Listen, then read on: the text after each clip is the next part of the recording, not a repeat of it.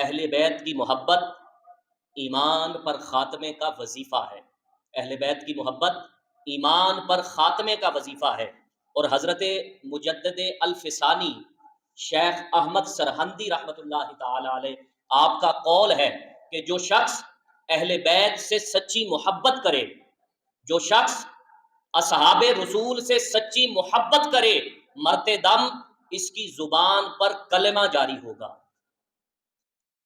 تو اہل بیت کی محبت ایمان پر خاتمے کا وظیفہ ہے۔ اور یہ جو دعا تو آپ نے بارہا مرتبہ سنی ہوگی اور مانگی بھی ہوگی۔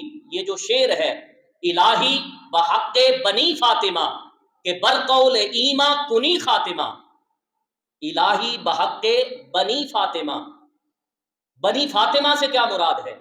جیسے بنی اسرائیل یہ حضرت یعقوب علیہ السلام کی اولاد ہے، اور بنی فاطمہ یعنی سیدہ کائنات سیدہ فاطمہ الزہرا سلام اللہ علیہا کی اولاد بنی فاطمہ کہلاتی ہے۔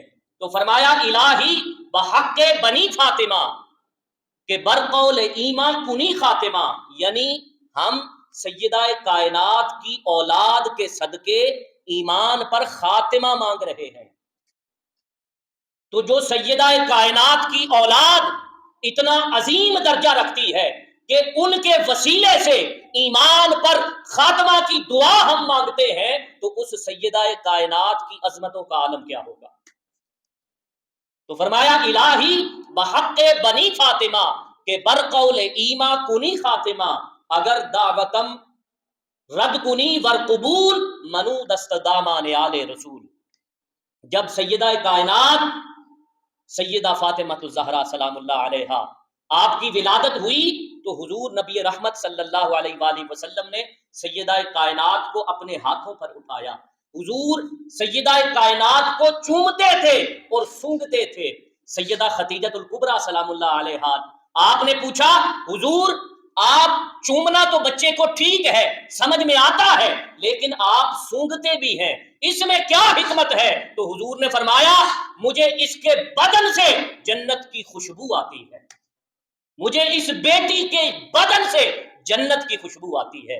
تو وہ سیدہ کائنات جن کے بدن سے جنت کی خوشبو آتی تھی، تو کیا خوب کہا تھا امام احمد رضا خان بریلوی رحمت اللہ تعالی علیہ نے کہ کیا بات رضا اس چمنستان کرم کی ہے، زہرا ہے کلی جس کی اور حسین و حسن پھول۔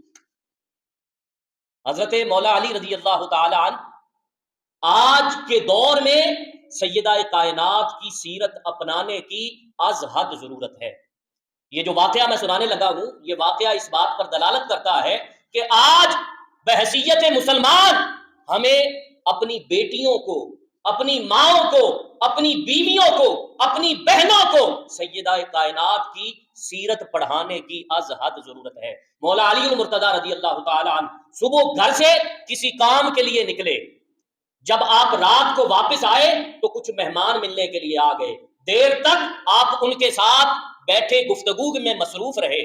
جب آپ مہمانوں سے فارغ ہو کر گھر کے اندر تشریف لائے تو سیدہ سے پوچھا کہ گھر میں کچھ کھانے کے لیے ہے؟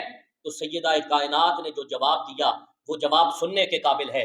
آپ نے فرمایا کہ علی جب سے آپ گھر سے گئے ہیں تب سے میں بھوک سے بیٹھی ہوں، تب سے گھر کے اندر کھانے کے لیے کچھ نہیں ہے، اور جب سے آپ تشریف لے گئے ہیں میں بغیر کھائے پیے بیٹھی ہوں۔ تو مولا علی المرتضیٰ نے کہا کہ فاطمہ اگر گھر پر کچھ کھانے کے لیے نہیں تھا تو تم نے مجھے بتا دیا ہوتا۔ سیدہ کائنات نے جو جواب دیا وہ جواب اپنی بہنوں کو، اپنی بیٹیوں کو شادی سے پہلے پڑھانے کی ضرورت ہے۔ سیدہ کائنات نے فرمایا کہ علی جب میں اپنے گھر سے نکل رہی تھی آپ کے گھر آنے کے لیے تو رسول اللہ صلی اللہ علیہ وآلہ وسلم نے مجھے ایک نصیحت کی تھی، اور وہ نصیحت یہ تھی کہ فاطمہ کبھی بھی علی کو تنگ نہ کرنا، فاطمہ کبھی بھی علی کو تنگ نہ کرنا۔ جب بیوی اپنے خامند سے الٹی سیدھی ڈیمانڈ کرتی ہے تبھی خامند حرام کمانے پر مجبور ہوتا ہے، تبھی خامند بےایمانی کرنے پر، دو نمبری کرنے پر مجبور ہوتا ہے۔ فرمایا مجھے میرے ابا جان نے یہ نصیحت کی تھی کہ علی کو تنگ نہ کرنا.